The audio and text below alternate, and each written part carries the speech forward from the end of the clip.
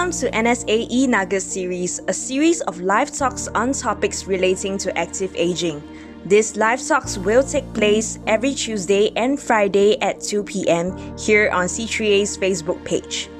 You can share this live video with your family and friends too. After the live session, this video will be made available on both our Facebook page and YouTube channel. Hello， 各位亲爱的朋友们，大家下午好在看这个直播视频的朋友们，我们今天呢要来教大家怎么样做防跌跟功能性健身。好，可是要跟大家讲，跌倒跟功能性健身有什么关系呢？先跟大家说一下功能性健身，什么是功能呢？就是我们每一个身体的部位都有一些功能，像是你的肠胃是帮你吸收的。所以呢，今天要跟大家聊一下防跌跟健身有什么关系 ？OK， 好，首先呢，我们先看到第一个东西大家有看到这个 slide 吗？首先第一个贴是防跌生活的提示。好，首先我们要先提醒你们呢，我们有时候在外面走路或者是我们在外面逛街或者是现在很常用手机，对不对？所以有时候我们都不会留意底下的事物，或者是你不会去关心到身旁的一些东西，所以第一个就要特别加倍留意会自动或是开关反弹的门跟楼梯，这个很重要，因为有时候当我们年纪大的时候，已经开始身体有点重心或是平衡已经不好了，所以当你如果没有去注意这些，就很容易跌倒了。再来，上下楼梯跟使用电扶梯还有交通工具的时候，避免双手提着重物，要一只手去抓紧，以策安全。行走在高低不平或是湿的路上的时候，要特别的小心。然后呢，我们就看到衣服的穿着，衣服要穿匀称，为什么呢？不可以穿太松，也不可以穿太紧。为什么呢？因为如果当你穿太松的衣服的时候，你有可能被东西勾到，对不对？有时候就被勾到之后，可能就会跌倒。再来，因为当年纪慢慢变大的时候，你的血液循环可能会慢慢的下降，所以当你穿了很紧的衣服的时候呢，可能会造成血液循环的不好，也会让自己手脚会没有力。所以呢，不要太长，也不要太宽，以免绊倒。再来就是你的款式要容易可以穿，可以脱。OK， 好。再来第三个提示，因为慢慢我们年纪越来越大了，所以呢，不可以高估自己的反应能力跟速度，而且要时常提高警觉，以免失去平衡。为什么呢？因为有时候我们在做家务的时候一做就一直做，就会忘记自己，可能身体的状况或是各方面可能都已经有点退化了，或是已经没有像年轻的时候这么好了。所以我们有时候就会做太超过自己负荷量的一个状态的事情，所以这样就很容易受伤。所以呢，体弱的年长者应该用怎么样简单跟减舍日体力的方式来完成家务，以减轻体力的消耗。例如像你可以坐着煮饭你可不可以坐着烫衣服就可以OK， 这是一些小贴士好，再来，避免要求自己在短时间内完成大量的工作。为什么呢？就像我们有时候过新年，对不对？要大扫除，就一个晚上就一直做，就做到后面呢，就自己就没有力，可能就会很容易有跌倒的情况，所以要分批来完成这些事物。所以呢，安排交替进行比较轻松或是比较出动的家务来做交替，让身体有休息的状态。所以呢，做家务也是一个很有技巧的一个安排OK， 好，我们看下一页 OK， 好来，再来呢，当你在抹地的时候，尽量不要打赤脚，或者是你的脚踩住抹布在抹地板，其实这都是很危险的。可是有时候我们懒惰，对不对？就会踩着抹布去抹地板，但是有很多的例子都是因为这样跌倒的，因为我们在抹地的时候是为了方便，有时候为了赶快速，就会掉以轻心，让自己陷入一个危险的状况。所以呢，其实应该要穿鞋，或者是你怎么样拿一个有把柄的那个拖把来帮助你做拖地的动作。好，再来就是多应用一些工具，像扫把、扫地的那些拖把都有一个长柄，对不对？你要找到适合的自己的这个清洁的用具，而不是呢是你配合它，让那些工具来配合你，可以吗？这样才不会让自己失去平衡哦。OK， 好，我们看下一个，来。好啊，因为呢，其实为什么我会讲到手洗衣服，请你要坐在适合的高度上，因为像是比较年长的，像是我的阿嬷也是一样，他们还是会有手洗衣服的这个习惯。为什么？因为觉得手洗比较干净啊。然后再来就是也不熟悉洗衣机怎么使用，但是没有关系，我们不可以说去改变他的习惯，但是我们可以帮助他怎么样预防一些危险。所以可不可以坐在椅子上，然后去洗这个你想洗的衣服？可以咯，所以你就要去调整一下自己的姿势，跟不要让自己步入一个危险的状态，对不对？好，再来就是日常的生活用品。好，大家要特别注意，日常的生活用品尽量放在你的胸口或是腰间，可以随时拿到的地方。为什么？因为这边是最稳定的。所以如果当你把东西拿超过你的头，或是太低的时候，都很容易造成血压上会有头晕或者是重心不稳的问题。所以如果有比较重的东西，可是你不常用，你会不会放在地下比较下沉的，你就可以安全。可是如果比较轻也不常，就放在上面，比较常用的就放在你的胸前到腰部可以直接抽取的地方，这是最好的，这也是一种保护自己的方法哦。OK， 但是如果真的不行，就请人家帮忙哦，记得。OK， 好，我们来看下一张。好，再来就是第4个小贴士，安全自我照顾的技巧，像是穿裤子，还有穿鞋子的时候，或是穿袜子，都应该要配合自己的平衡能力的方法来做。例如像你可以坐着穿裤子，坐着穿袜子，对不对？就尽量不要站立，对不对？因为当你站立的时候呢，很容易就有重心不稳的问题啦。OK， 好，再来就是出门外出去购物买东西的时候，尤其去巴萨，或者是你去买supermarket 买东西，有时候你会2只手拿着大包小包的，让自己很辛苦，这时候就很容易发生危险跟意外，对吗？所以呢，现在会建议所有的年长者哦，如果出去外面买东西，尽量拿着推车，这样可以帮助你更安全。OK， 好，来我们看下一张。然后呢，注意哦，再来，有不少的年长者都会有姿势性的低血压。什么叫姿势性低血压？就是当你可能蹲着一段时间，突然站起来的时候，头会晕晕的，这叫姿势性低血压。大部分的年长者都会有，所以呢，你应该要怎么样？当你起立的时候，你要先让自己停顿个2到3秒，让你的整个状况恢复了，才去做下一个动作。或是当你电话响的时候呢，不要急着去接，让它响个2、3秒，因为安全才是最重要的。常常会有因为站而不稳跌倒的问题，所以所有的年长者，你在转换坐姿动作的时候，请你放慢，不愉快哦。可以齁，好，来，再来就是一个防跌倒的小贴士，第5个，当你起立的时候呢，大部分的年长者如果你通常在起立的时候坐太久，有时候脚可能会有麻的问题，所以你可以怎么样踢一踢，可以把脚伸一伸，转腰挺腰，然后用你的手去扶住起来做站立的动作，以防安全哦。OK， 好，再来就是起床的部分。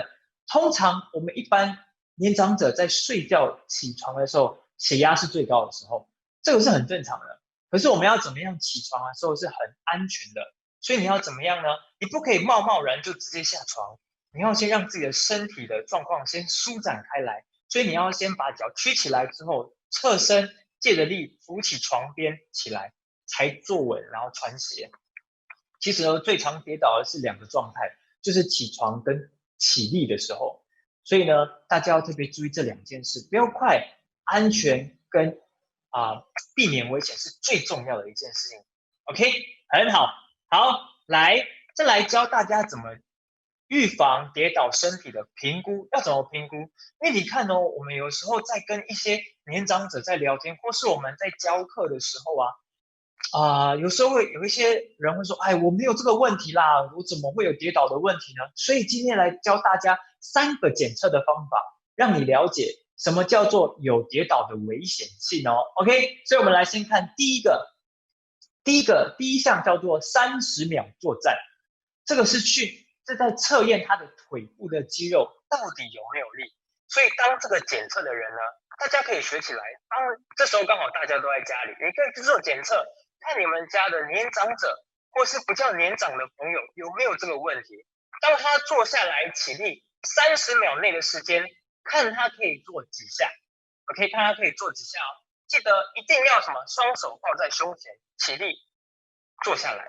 OK， 大家可以看到图片上那个很清楚的一个演示给你看哦。起来再算一下，30秒内看做几下。好，来我们看下一页，这可以干嘛呢？你看哦，当30秒的时候呢，它是测量他的腿部的肌肉到底有没有力。所以如果男生呢，如果你30秒内少于13下，就代表你的脚的肌肉已经开始退化了。所以这时候要开始做训练了 ，OK？ 好，女生的话就比较不一样了，是11下。为什么呢？因为女生先天的肌肉本来就比男生来的少一些，所以他们的肌肉的比例跟他们退化速度会比男生稍微快一些。所以呢，男生是13下，女生是11下。记得是30秒哦。如果你超过30秒之后的检测，效果是不大的。所以这个检测很重要哦，所以可以大家试试看，在家里帮自己的年长者，或是帮自己做检测。记得是年长者哦，至少要55岁以上再做检测，才会比较准确哦。好，我们看第二项的检测。第二项检测叫双手后背相扣，也就是柔软度的问题。好，你看哦，是怎么做呢？把你的手举起来，放到后面勾住的这个地方。OK， 好，你有没有看到这个图片，对不对？有一个人在帮另外一个人做检测，这要做什么呢？这要看看他背部跟肩膀的柔软度好不好？为什么举个例子来说，如果你的身体柔软度变得很差，摸不到，有没有？那你的身体就会驼背了。驼背这个时候，你的重心就会往前跑了。那这时候在走路的重心其实是不稳的，所以这个是要看你的重心的稳定度是前还是后。所以你们也可以拿一个皮尺，量衣服那种皮尺，就可以去测量2个中指距离的角度哦。来给大家看一下下一张。好，来看哦，双手后背相扣是要测柔软度，所以如果男生这样子有没有测到这个距离？如果他是负11太开了，就代表他的柔软度其实已经不是很好了，也就代表他的重心其实是不稳的。女生负7，这个距离如果是负7的话，就代表呢，如果他超过负7，就代表他的柔软度也开始不好了。OK， 这个没有检测时间，这个是检查它的距离的长度哦。好，来我们看下一个，第三个。好，来第三个是在测量他的动态平衡能力。3公尺的坐走，当一个人坐在椅子上，你会拿 timer 码表帮他开始做计算，他走一圈，绕过这个柱子，回到这个椅子上坐好的时候，去看看他的秒数需要多久。但请你们特别注意哦，在做这个检测的时候，请你要先做一点点热身哦，不然一下站起来，怕脚会没有力。好，所以记得这个检测是在测量他的动态平衡能力。所以记得第一个检测是什么？腿的肌力，第二个是柔软度，第三个就是我们的动态平衡能力，就是现在讲的这个哦。好，那怎么样它才算是一个好的标准呢？来，我们看下一页。好，你看哦，来3公尺的坐走，如果这个年长者，男生女生都一样，他可以在10秒以内就完成了，他转一圈坐下来，10秒以内，那它代表他这1年里面，原则上脚跟他的平衡是不太会有问题，也不会有退化的。10到15秒以内是正常的 ，OK。但是如果他超过15秒到20秒的时候，这时候他就要开始培养一些运动的习惯，因为他的平衡性已经开始，他的平衡能力已经开始下降了。可是呢，如果他绕这3公尺一圈超过20秒的话，那可能就要转介给医生了，因为他可能会有一些平衡上的问题，或者是神经上的问题，或者是关节发炎，或是关节上的问题了。所以呢，这个就是很好参考的地方了，也可以让大家知道自己到底有没有跌倒的危险哦。所以这3个检测非常的重要哦。OK， 好，大家都学会了，对不对？好，我们要来跟大家介绍一下，怎么样子才可以帮助让这3个检测的成绩进步。来教大家做长者防跌倒健身操。好，来，我们先看到下一页。好，来，首先呢，看到这个长者防跌倒健身操，有看到很多图片，对不对 ？OK， 有看到一些图片这个是我们 N 群社区服务，我们是 N 群社区服务，也是 ECSS。我们在帮助年长者做一些防跌倒的健身操，我们有坐在椅上做拉力带，有躺在地上做核心肌群，也有用 ladder， 就是用梯子来教他做敏捷训练，当然也有用毛巾来做一些辅助。好，我们来看第二章。好，你看，我们也有在一些我们用不同的器具来帮助年长者去认识自己的身体，并且训练他怎么样可以认识身体之后呢，让他的功能越来越正常，甚至越来越好，才可以预防到这个跌倒的危险。OK， 好，来，我们现在教大家做一些运动哦，所以大家呢要跟着一起做哦，来，现在我们看到下一页。好，因为我要往后退哦，所以大家稍微等我一下。好，各位朋友们哦，如果可以的话，在家做运动的时候最好穿鞋。可是如果不穿的话呢，其实对脚会比较不好。所以我们先教你第一个动作叫踏步。所以把你的右脚举起来，左手伸起来。有看到第一个动作吗？叫踏步。踏步。好，记得所有的在做这个运动的时候，不可以同手，这叫同手同脚。所以请你特别注意，不同手不同脚。为什么要不同手不同脚？这样可以帮助你在做运动，或是让你在走路的时候平衡会更好一些。好，这是第一个动作。今天教的动作都是手脚配合。好，我们看第二个动作。第二个动作一样是踏步，但是把你的手放在肩膀这里做旋转的动作大部分第一次做这个动作的时候会怎么样？只有动脚或是只有动手而已，所以要手跟脚配合。但特别注意，大家要把你的背打直，然后脚放轻。所以来，我们做最后3个，3、2、1。好，这个就是所谓的手脚配合的运动。好，来再看第3个动作。好，我们刚刚往后转，对不对？现在往前转，很好，往前转。好，所以我们把这3个动作合在一起，大家做做看，好不好？一个动作做10下，来准备咯。好，开始，1、2、3、4、5、6、7、8，这是第一个动作。好，准备换第二个动作，1、2、3，记得把你的脚动起来，6、7、8、9，好，来往前去。第3个动作，1、2、3、4，但特别注意，请你不要驼背哦。在家做的人你可以怎么样数出来？最后3个，3、2、1，好，这样就做完前3个运动咯。来，我们看第4个运动。好，来第4个运动一样是踏步，但是把手拿起来，会做摆动的动作。好，这是第4个动作，所以我们做5个，来，5、4、3、2、1。好，来我们看到第5个动作。好，第5个动作也是手脚配合，所以一样是做踏步、转圈圈很好。这些动作呢，为什么手跟脚都要合在一起？因为手跟脚合在一起，才可以训练到你的平衡跟控制能力。加油！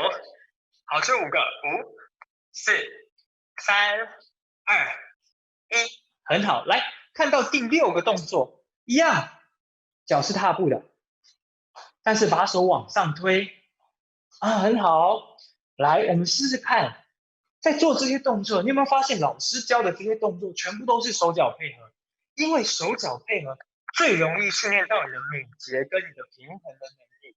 好，我们做这5个，5、4、3、2、1。好，3个动作加起来，准备咯，开始，1、2、3，把4、5、6的动作加起来，最后3个，3、2、1。好，转圈圈，1、2、3、4、5、6、7、8、9。好，来往上推，1、2、3、4、5、6、7、8、9、10，很好，这样就学会6个动作了。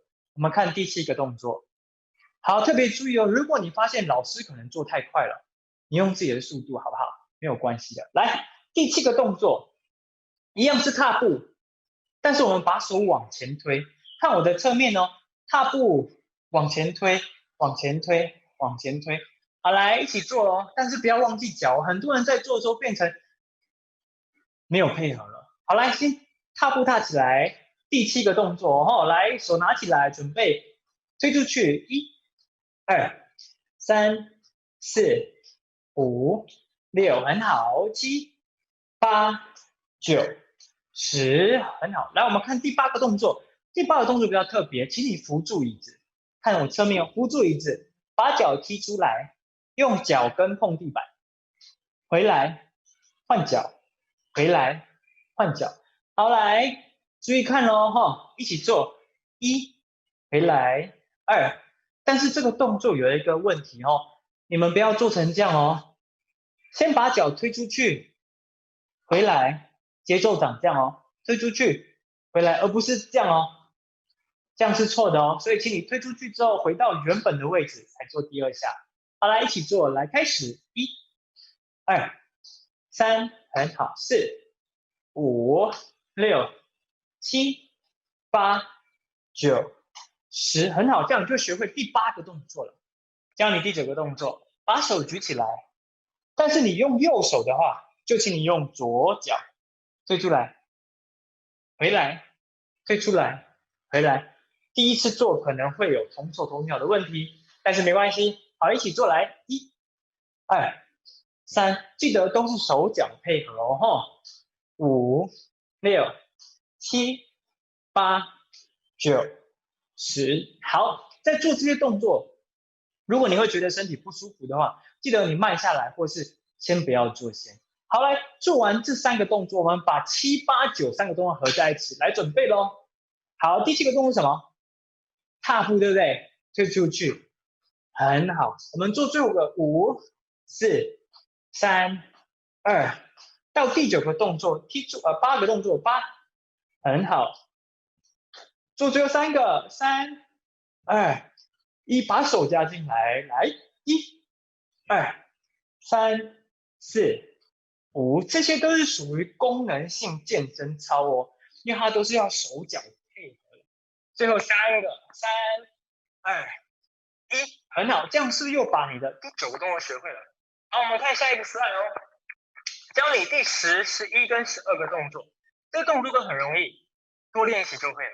一样，把脚踢出来，好像在打拳击一样踢出来。记得不同手不同脚哦，不同手不同脚。好，来一起做，来1、2、3、4、5。特别注意在家里做的人哦，请你哦，如果可以的话，穿鞋会比较好，对你的脚会比较好。好，最后3个，3、2、1，好，来，我们看到第11个动作，把手脚合起来，打开来，回来。但特别注意这个动作，如果你旁边有家具或是有东西的话，请你注意特别不要撞到或者是受伤哦。所以自己可不可以移动一下东西？可以哦。来，准备开始，1、2，手脚配合，3、4，加油，5、6、7、8、9、10，好，记得手一定要举起来，不是放一半而已。OK， 来看到第12个动作，交叉的手拿起来摸你的脚踝，摸脚踝。OK， 当然如果你发现哇，老师我摸不到脚踝，怎么办？摸膝盖咯，摸膝盖也可以哦。好，来做5个，来5、4、3、2、1。现在您学会了12个动作，很棒哦。我们再做最后2个动作。今天就教给大家很多东西，大家可以在家里自己练习。来，第13个动作是怎么做呢？手拿起来，拍一下你的大腿，记得哦，是大腿的下侧哦。拍手的感觉不是拍大腿，拍手。好，拿起来，一边一下，1、2、3、4、5、6、7。为什么老师都要教这个坐在椅子上的运动？是因为我们要保护你的膝盖啊。可是你要注意哦，如果你的身体没有坐直，当你弯着的时候，可能会让你的内脏会不舒服。所以动作的正确性很重要，一定要挺直。好，来，做完第13个动作，做第14个动作。来，身体挺直，我们做转过来的动作，脚其实不动哦，只有身体转回来，转回来。好，但这个动作特别注意，不要做太快，因为当你做太快，很容易有头晕的问题哦，所以慢慢做就好了。把两边的角度变成一样就可以了，很好，很好，很好。好，现在学会了第14个动作，对不对？好，来，我们看最后一张 slide， 我们看下一张 slide。你看我们现在做了这么多，对不对？我们做了第1到14个动作，都是要教你怎么样来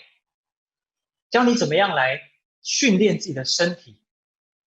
那老师你就会想说，那为什么要做手脚配合的运动？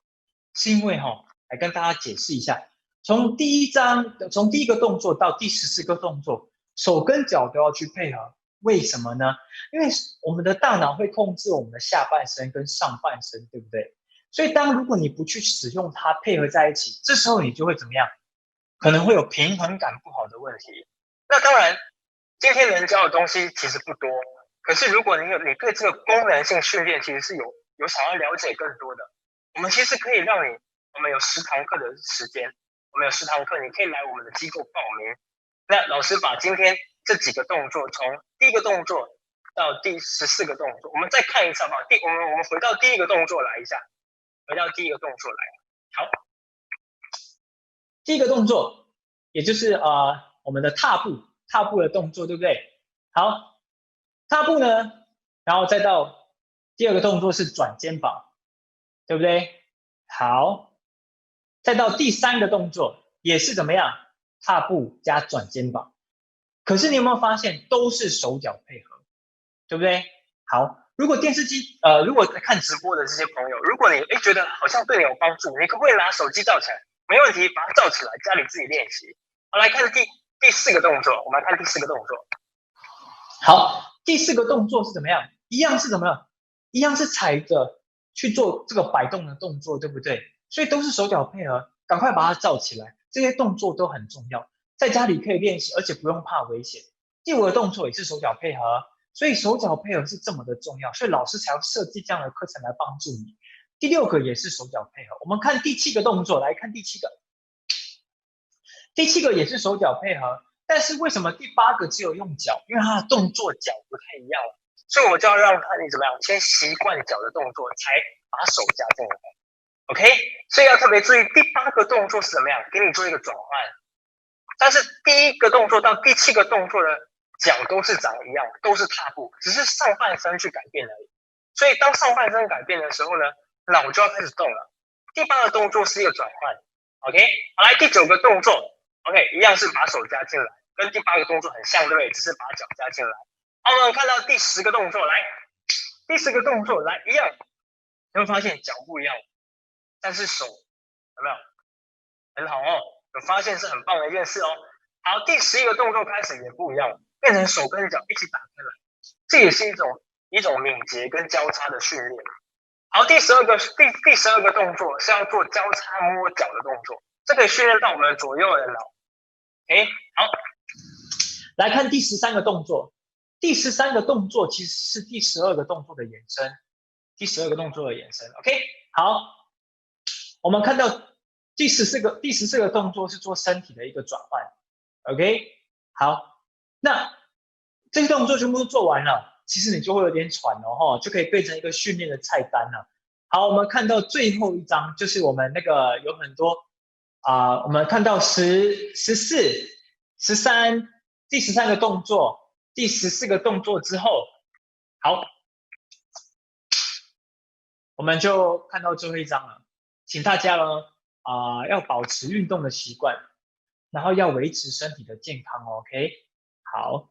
保持运动的习惯，维持身体的健康。如果呢你们有任何的问题都是可以来发问的。所以我们进入 Q&A 的时间了，各位。所以呢，你们如果有什么问题想问呢，都可以在这上面来问问题。OK， 好的，让我看一下哦。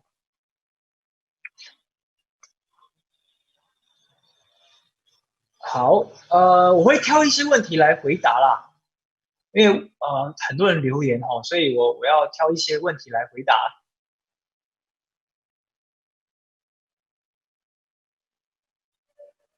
OK，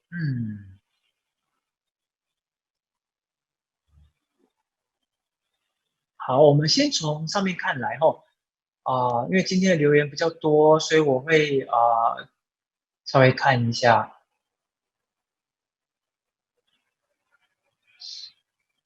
OK， 好，有人问说能不能用英文的？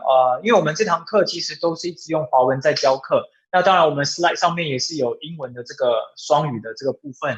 那我们本身的课程是用英文的，是用华文的，本身的课程内容是用华文的。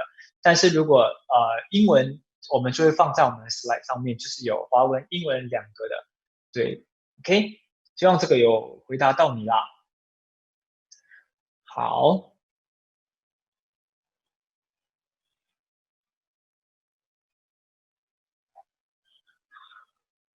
现在大家都有了解到怎么样去预防一些生活上的一些小贴士吗？像是你要怎么样才可以防跌倒的小贴士，或者是一些小技巧，或是在做运动的一些小的一些小技巧，希望今天都可以让你可以有一些基本的了解。当然这个东西很多，很难讲得完，因为毕竟我们只有40分钟的时间，所以这个东西也很难把它讲得很完整。可是如果你想了解更全面，或是你想了解为什么功能训练可以帮助到他防跌倒的这个情况，你可以来我们的这个地方来报名这个防跌倒的课，就来我们这边上课。我会跟你们一对一的做指导或者是教学，所以呢会讲得更详细，因为毕竟每一个人的生活状况还有身体的状况都不一样，所以呢给的意见不一定都会一样的。OK， 现在回答大家的问题。首先呢，有没有任何站着的运动？是有的。你只要来报名我们的课程，里面会有教你怎么样站着做运动跟坐着做运动。OK， 好，再来就是下一个问题是，能不能把所有的照片放在同一张？其实因为我们在做这个直播的关系，所以放在同一张画面会太小，所以它没办法看得很清楚，所以我们就把它分开来放，其实是为了让大家看得更清楚。好，再来就是下一个问题是，你的妈妈有开过刀，适合做第3个运动吗？没问题。如果妈妈本身有开过刀，坐在椅子上做运动就可以保护到膝盖，但要特别注意，当你的脚放下来做这个运动的时候，要轻轻的放，不要再让它受伤第2次。好，请问是不是每天做几点到几点，这样我才可以安排时间来训练或配合？其实你只要上 ECSA 的网站去看，就看到我们报名的时间跟我们的课程，你就可以跟着我们的课程一起来做运动。好，然后呢，要多常做这些运动？会建议所有的年长者哦，如果呢想要让自己不要退化的这么快，会建议天天都花一点时间来做运动，来保持身体的健康。那第9个动作呢，会手忙脚乱的话会怎么办？没有关系，通常在做这个运动呢不熟悉的过程当中都会有这个问题。但是呢，我们慢慢做就习惯了。所以呢，在这边我们感谢 ECSS， 有这样的一个课程，也感谢CGA 有这样提供这样的平台，让我们可以上这个课。所以呢，如果大家有兴趣的话，请到恩群社区服务这个网站来报名这样防跌倒的课。所以我们下次见哦，拜拜。Stay tuned for the next session of the NSA eNugget series, which goes live every Tuesday and Friday at 2 p.m. on C3A's Facebook page. You can check out the talk schedule at www.c3a.org.sg and for more resources on how you can age well. For more enquiries, you can call 6478 5026. Thanks for watching. See you soon.